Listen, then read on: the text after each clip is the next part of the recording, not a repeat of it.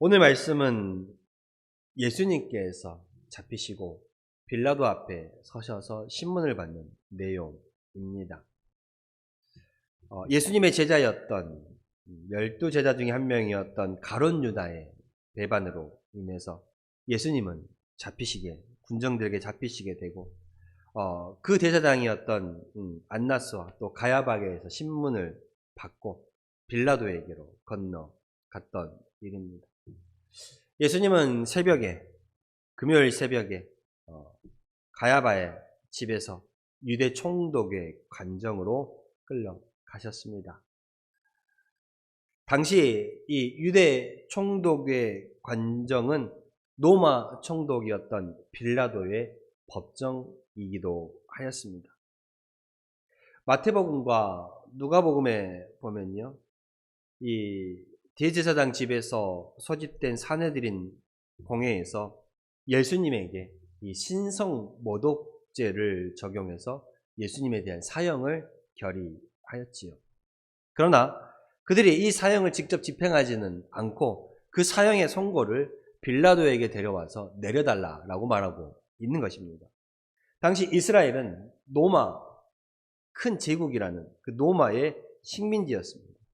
다행히 이 로마의 이 식민 정책상 이 유대 이 땅은 상당 부분 그들이 지도자들이 맡고 있는 그들이 자치권이 허용되는 상황이었습니다.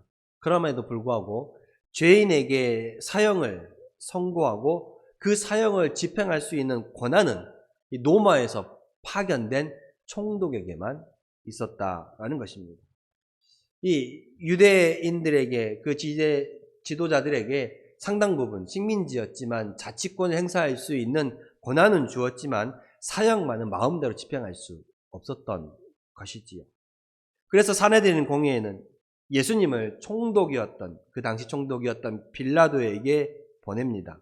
그리고 자신들이 결의한 대로 마태복음과 누가복음에 보면 이 대제사장의 집에서 사내들인 공회에는 예수님에 대해서 신성모독죄로 사형을 결정하였지요.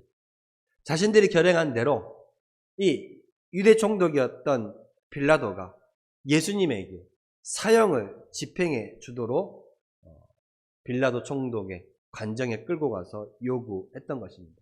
근데 참 아이러니한 것은요, 빌라도에게 예수님을 넘길 때에 이 제사장들과 무리들이 빌라도에게 넘긴 예수님의 제목은 신성모독죄가 아니었습니다. 예수님에게 넘긴 제목은 종교적인 것이 아니라 로마 황제에 대한 반역을 꾀하여 예수님 스스로가 유대인의 왕이 되려고 한다는 정치적인 것이었다라는 것입니다. 이 당시 유대인들은 그 자신들만의 투철한 선민의식을 가지고 있었습니다. 그래서 이방인들을 상당히 배척하고 이방인들과는 만나지도 한 자리에서 식사를 같이 하지도 않으려고 하였던 것이지. 그런데 오히려 이 유대 종교 지도자들이 예수님을 죽이기 위해서 자신들의 법이 아닌 이방인의 법정에 세워서 예수님을 고소하면서 마치 예수님이 황제에게 반역하려 한다라는 그 제목으로 마치 자기 자신들이 황제에게 충성을 다하는 자들인 양 행동하는 것은 참 아이러니한 일이었다라는 것이지요. 하나님의 백성으로서 선민을 의식을 가지고 이방인들을 배척했던 그들이 오히려 이방인의 법정에 예수님을 이방인에게 충성하는 모습으로 자신들을 그려주고 있다는 것은 참 아이러니한 일이었습니다. 총독 빌라도 당시 유대 땅과 이스라엘 땅을 다스리고 있었지요. 식민지의 나라를 로마에서 파견된 사람이었습니다. 이 사내들인 공회로부터 예수님을 넘겨받았을 때 빌라도는 이미 이 소문을 듣고 알고 있었습니다. 거기에 숨겨진 내막도 어느 정도 짐작을 하고 있었죠. 이 일은 전혀 정치적인 것이 아니었습니다. 이 일은 종교적인 것이었지요. 유대 종교 지도자들과 예수님과 그 사이에 일어난 대립과 갈등의 현상으로 알고 있었습니다. 그럼에도 불구하고 빌라도는 이 유대 종교 지도자들의 그 강요에 압박에 못 이겨 결국 예수님을 신문하기는 하였지만 이 예수님을 그 이 유월절의 특사로 석방하려는 생각을 가지고 있었습니다. 우리도 뭐 광복절이 되거나 그러면 특사로 죄인들 석방하는 것처럼 석방시키기도 하였죠. 그러나 결국 군중들의 예수님을 죽이려는 그 요구와 이러한 밀란이 일어날까 두려워서 결국 빌라도는 예수님에게 사형을 선고하고 그 예수님을 십자가에 못 박는 장본인이 되고 말았습니다. 오늘 28절에 보면 그 유대인의 지도자들이 예수님을 빌라도의 법정에 끌고 간 것은 그러면서 그 모습을 보면 그들이 예수를 가야바의 관정으로 끌고 가니 새벽이라 그들은 더럽힘을 받지 아니하고 유월절 잔치를 먹고자 하여 관정에 들어가지 아니하였다라고 말하고 있습니다. 이 유대 종교 지도자들이 얼마나 그 사람들에게 보여지는 외적인 부분을 중요시했는가를 너무나도 잘 보여주고 있습니다. 그들이 예수님을 죽이려는 의도가 무엇이었습니까? 자신들이 가지고 있는 기득권의 세력이 약화될까봐 많은 사람들이 예수님을 선지자로 생각하고 예수님을 따라가니 자신들의 세력이 약화되고 또한 이 미움과 시기가 가득해서 결국은 예수님을 죽이려고 하였던 것 아니었습니까? 이 율법적인 그 문제를 가지고요. 그래서 결국은 이들은 예수님을 죽이고자 종교적인 문제도 아닌 정치적인 문제로 예수님을 빌라도의 법정에 세우면서 빌라도가 있는 관정으로 끌고 갑니다. 그런데 자신들은 그 관정에 들어가지 않았다라고 성경은 말하고 있습니다. 왜요? 그 다음 날이 유월절이었습니다. 그 유월절 만찬과 잔치를 먹기 위하여 자신을 더럽히지 않기 위해서 관정에 들어가지 않았다라는 것입니다. 왜 그랬을까? 유대인들은요, 이방인들을 부정적인 존재로 여겼습니다. 그러니까 자기 백성이 아닌 다른 민족을 부정하다 여겼던 것이죠. 그래서 그들의 땅에 들어가거나 그 이방인과 접촉하는 것만으로도 자기들이 부정하게 된다고 생각했습니다. 예수님을 죽이고자 예수님을 끌고 빌라도 총독이 있는 관정으로 가서 예수님을 넘겨줬지만 그 관정에는 들어가지 않았다는 거예요. 자신들을 더럽히지 않기 위해서. 유월절을 지키기 위해서. 그러니 결국 어떻게 됩니까? 빌라도가 관정 안에 있는 예수님과 관정 밖에 있는 예수님을 고발했던 유대 종교 지도자 사이를 왔다 갔다 하면서 신문을 해야 했던 것입니다. 29절에 보면 그러므로 빌라도가 밖으로 나가서 그들에게 말하되 라고 말하고 있지 않습니까? 그리고 33절에 보면 이에 빌라도가 다시 관정으로 들어가 예수를 불러 이르되 라고 말하고 있죠. 관정 안과 밖을 왔다 갔다 하면서 빌라도가. 이 유대 종교 지도자들은 관정 안으로 자신을 들어가지 않으면서 자신들 더럽히지 않으려고 하는 그 모습. 예수님을 고소하고 예수님을 죽이기 위해서 그곳으로 끌고 갔음에도 그 땅은 밟지 않겠다라는 거예요. 그들의 경건의 모양이 어떤지 참 잘 보여주는 대목이지요. 예수님이 말씀하셨던 회칠한 무덤과도 같다라고 할 수 있습니다. 겉의 모양은 깨끗하게 유지하고자 하나 그 속은 썩어 문드러져 있었다라는 거예요. 그 속은 욕심과 시기와 욕망과 질투로 사람을 죽이려는 마음으로 썩어 문드러져 있음에도 불구하고 그 겉의 모양은 어떻게든 깨끗하게 지키려고 하는 이 지도자들의 모습을 참 볼 수가 있습니다.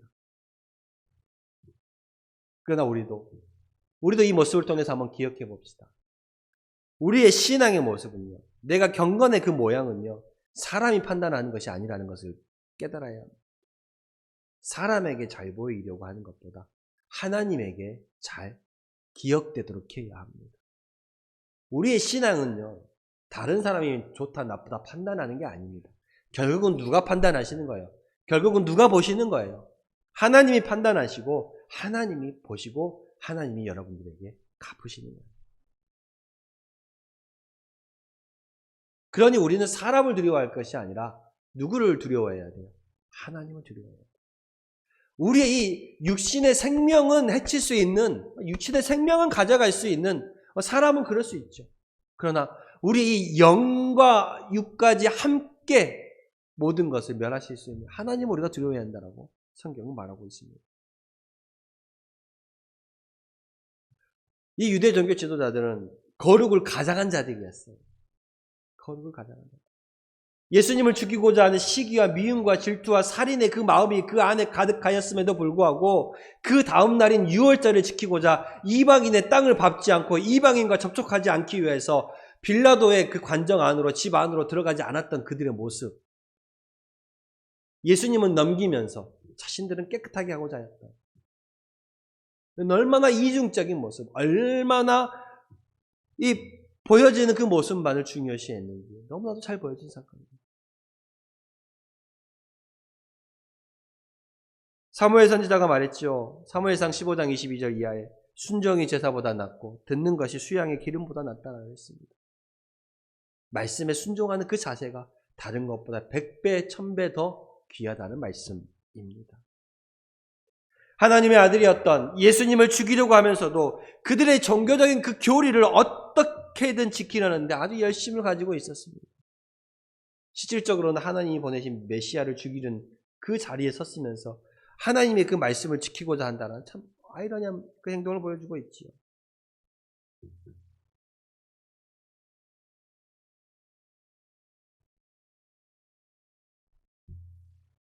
빌라도가 말하죠. 너희가 무슨 일로 이 사람을 고소하느냐?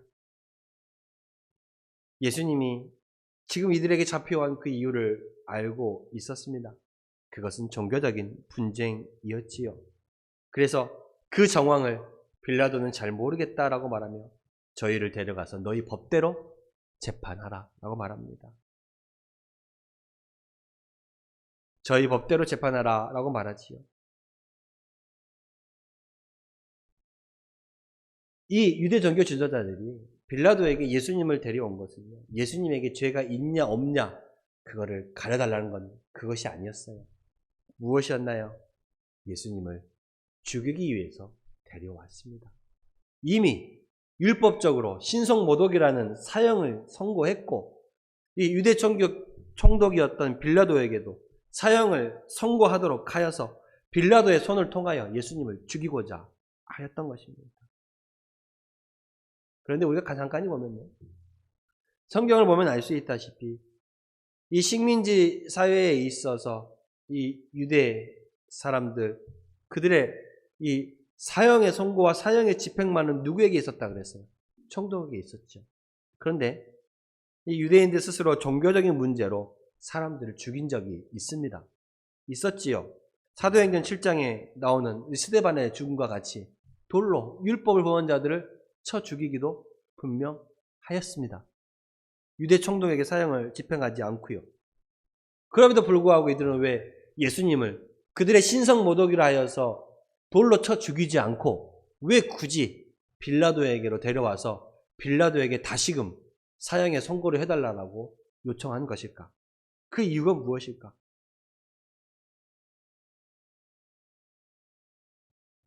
첫째는 예수님을 죽이는 그 역할을 자신들이 아니라 누가 맡아주기를 원했다는 거야? 빌라도가 맡아주기를 원했다라는 것입니다. 왜 그랬을까? 왜 굳이 자신들이 아니라 빌라도가 그 역할을 하도록 만들어야 했을까? 왜냐하면 이 당시 많은 사람들이, 이 유대 땅에, 이스라엘 땅에 많은 사람들이 예수님을 뭐라고 생각했기 때문에 선지자라고 생각했습니다. 그래서 자신들이 비록 종교 지도자이긴 하나 많은 민중들이, 군중들이 예수님에 대하여 선지자라고 생각했기 때문에 자기들이 예수님을 직접 죽이는 것에는 많은 어려움이 있었던 거예요. 정치적인 어려움이 있었던 것입니다. 그래서 이방인이었던 빌라도를 이용해서, 그 총독이었던 빌라도를 이용해서 예수님을 죽이고 그 책임을 자기들이 면하려고 하였던 것이지.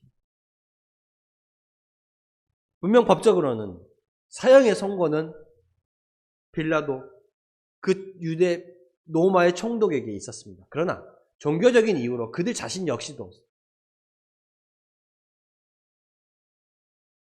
사람을 처형한 일이 있었습니다. 그러나 예수님에 대해서 그렇게 하지 않는 이유는 사람들의 시선과 원망이 두려웠기 때문이기도 하고 빌라도를 통해서 그 모든 책임을 빌라도에게 넘기려고 했던 것입니다.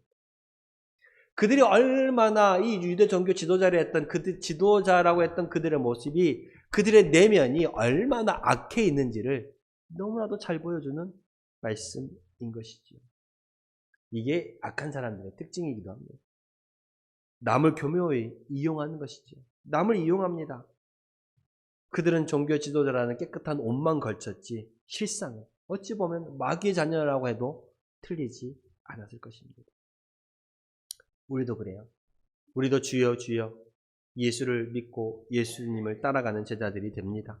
그러나 우리가 참 예수님의 제자가 되기 위해서는 자기 자신을 부인하고 십자가를 져야 한다라는 주님의 말씀처럼 예수님을 따라가고 예수님처럼 생각하고 예수님처럼 말해야 합니다. 예수님이 우리에게 보여주신 그 십자가의 길은 사랑이고 섬김의 그 길이었습니다. 남을 이용하는 것이 아니었다라는 것이지요. 그래서 주님 말씀하셨잖아요. 내 이웃을 내 자신과 같이 내 몸과 같이 사랑하라 라고 말씀하셨습니다. 예수님께서 우리에게 주신 계명은 딱 하나입니다. 하나님을 사랑하고 이웃을 사랑하라는 말씀. 그 사랑의 계명을 섬김의 계명을 우리에게 주셨습니다. 우리가 예수님을 믿으며 예수님의 제자가 되며 예수님을 따르는 사람들이 되려고 하는 그 기준은 우리에게 사랑이 있어야 한다는 것입니다. 남을 이용하는 것이 아니다. 그 모습이 오늘 이 본문의 말씀을 통해서 이 유대 종교 지도자들이 그랬던 것처럼 그 모습이 아니라 오늘 우리에게도 사랑이 있어지기를 소망합니다. 그리고 이 사건을 통하여서 비록 죄인의 몸으로 빌라도 앞에 섰지만 예수님은 빌라도 앞에 섰고 빌라도는 예수님을 드디어 만나게 됩니다. 빌라도는 예수님을 만나게 되지요. 그리고 예수님을 만남을 통하여서 하나님의 나라에 대한 메시지를 듣게 되고 예수님을 통하여서 예수님이 이 땅에 오신 그 이유를 알게 됩니다. 다시 말하면 예수님을 만나고 예수님을 믿고 예수님께 구원받을 수 있는 그 기회를 빌라도가 가지게 되었습니다.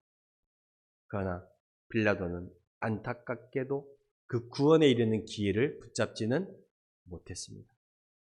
빌라도가 예수님께 물었습니다. 진리가 무엇이냐? 진리가 무엇이냐?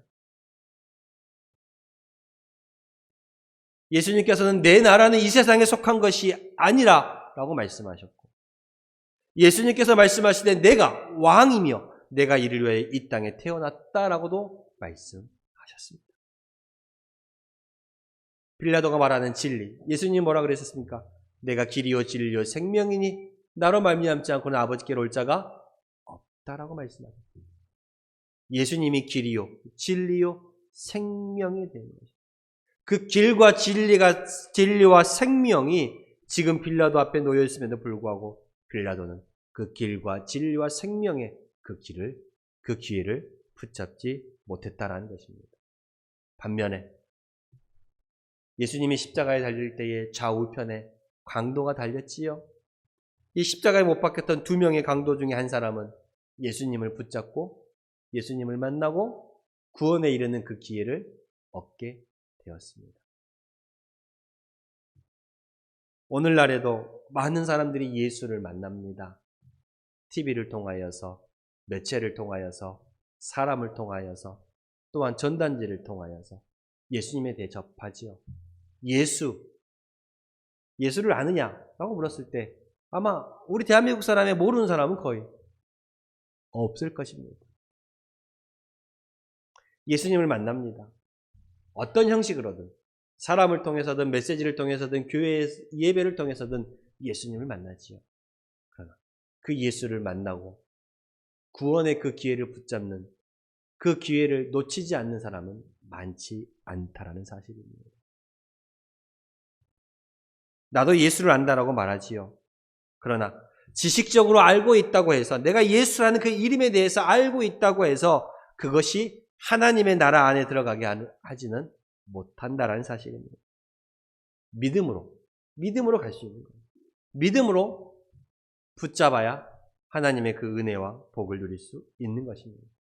그런 의미에서 보면 참 오늘 이 자리에 앉아 계신 여러분들은 참 귀하고 복된 분이십니다. 믿음으로 예수를 만났고 믿음으로 예수를 붙잡았으니 말입니다. 그러니 나의 상황과 나의 형편이 어떠하든지 내가 예수 그리스도 안에 있다라는 그 사실 하나만으로도 우리는 날마다 감사할 수 있는 감사의 조건이 있음을 깨달으시기를 바랍니다. 예수 믿는 것보다 더 귀하고 값진 것은 없습니다. 36절에 말합니다. 빌라도에게 하나님의 나라에 대해서 예수님이 말씀하셨죠. 내 나라는 이 세상에 속한 것이 아니니라. 만일 내 나라가 이 세상에 속한 것이었다면 내 종들이 싸워 나로 유대인들에게 넘겨지지 않게 하였으니라. 이제 내 나라는 여기에 속한 것이 아니니라 라고 말씀하고 있습니다. 주님의 나라는 이 땅에 속한 것이 아닙니다. 그리고 주님의 나라는 하늘에 속한 것이지요. 그 나라의 왕이 되기 위해서 예수님께서 이 땅에 오신 것입니다. 하나님의 나라는 영적인 것이지요. 이 땅에 속하지 않았다라는 것은요. 우리에게 하나님의 나라를 전해주시고 그 하나님의 나라가 영적인 것임을 분명히 하시며 그 하나님의 나라에 우리가 속해 있다라는 것은 우리도 이 땅에 속해 있지 않다라는 증거이기도 합니다. 저와 여러분의 이 시민권은 하나님의 나라에 영적 시민권은 하늘에 있다라는 것입니다. 그래서 어찌 보면 우리의 인생을 이 성경에서 표현하듯이 나그네 길이라고 표현하는 이유가 거기에도 있습니다. 어찌 보면 짧으면 짧고 길다면 길 수 있는 80, 90, 100세의 그 삶을 사시다가 그 인생의 나그네 길이랑은 잠시 머물러 갔다 가는 그리고 영원히 돌아갈 본향이 있는 우리의 하나님의 나라. 그 영적인 것을 영적인 나라를 위해서 주님의 나라를 위해서 예수님께서 이 땅에 오셨다라는 말씀입니다. 그러므로 예수님은 이 땅에 오시면서 우리로 하여금 땅의 것을 바라보지 말고 위의 것을 바라보며 살아가도록 하셨습니다. 그리고 그곳에 보물을 쌓도록 하셨던 것이지요. 진리가 무엇이냐? 그 진리가 바로 빌라도 앞에 놓여 있었습니다. 내가 곧 길이요 진리요 생명이니. 그러나 빌라도는 그 진리를 붙잡지 못했습니다. 오늘도 많은 사람들이 진리를 만나고 진리를 듣습니다. 그러나 그 진리를 붙잡지 못하면 결국 구원에 이르지 못한다는 것을 깨달아야 합니다. 예수님이 참 구원이요 참 진리가 되시기를 때문입니다. 많은 사람들이 이 진리를 위해서 다른 길로 가기도 합니다. 어떤 고행을 하기도 하고 책을 읽기도 하고 깊은 명상을 통해서 진리를 찾으려고 노력하지요. 그러나 그것은요. 세월이 흐르면 변하고 변하는 것들에 불과합니다. 참 진리는 생명을 구원하는 영혼을 구원하는 진리는 예수 안에 있음을 깨달으시기를 바랍니다. 그래서 그 예수가 진리가 되고 그 진리가 되신 예수님을 오늘 여러분들이 붙잡으셨기에 이 자리에 있는 것입니다. 그리고 이 진리를 나만 붙잡는 것이 아니라 우리 모두가 이 진리를 전하기 위해 앞장서는 자들이 될 수 있기를 소망하겠습니다. 빌라도는 예수님의 죄를 찾지 못했어요. 예수님의 죄를 찾지 못했습니다. 결국 6월절이 되면요. 아까 말씀드렸다시피 특사로 석방하는 죄수를 석방하는 기간이었어요. 그래서 빌라도는 예수님을 그렇게 석방하려고 했죠. 그래서 그 당시 유명하면 강도였던 살인자였던 바나바와 예수님을 2명 놓고 내가 누구를 놓아주기를 원하느냐 그러면 사람들이 살인자와 강도가 아니라 예수를 놓아주기를 원한다라고 말할 줄 알았습니다. 그러나 그 빌라도 앞에 관장 앞에 모인 많은 무리와 군중들은 예수가 아니라 오히려 살인자였고 강도였던 바나바를 놓아달라고 소리를 질렀던 것이지요. 그 자리에 모인 사람들은 예수님에게 죄가 있냐 없냐가 관심이 아니었습니다. 예수님을 죽이기 위해서 모였던 것이었던 것이죠. 예수님은 결국 그 자리에 그렇게 쓰셨고 그 가운데에서 십자가에 그 무거운 길을 걸어 가십니다. 그리고 그 십자가의 길은 결국 우리를 위함임을 이사야 53장 5절에 이렇게 말하고 있습니다. 그가 찔림은 우리의 허물이 인함이요 그의 상함은 우리의 죄악을 인함이라. 그가 징계를 받음으로 우리가 평화를 누리고 그가 채찍에 맞음으로 우리가 나음을 입었도다 라고 말하고 있습니다. 예수님의 그 길은 우리에게 평화를 주고 우리를 싸매어주고 우리를 낫게 하기 위해서였다라는 것을 기억하시길 바랍니다. 결국은 우리의 회복을 위해서 육적인 회복뿐만 아니라 영적인 회복을 위해서 주님이 이 땅에 오셨음을 기억하시기를 바랍니다. 그리고 그 진리가 바로 예수 그리스도임을 우리가 깨닫고 내가 믿는 예수, 사도 바울과 같이 이 생명 다하는 날까지 영광의 면류관을 바라보면서 달려갈 수 있는 저 여러분들이 될 수 있기를 소망합니다. 기도하겠습니다.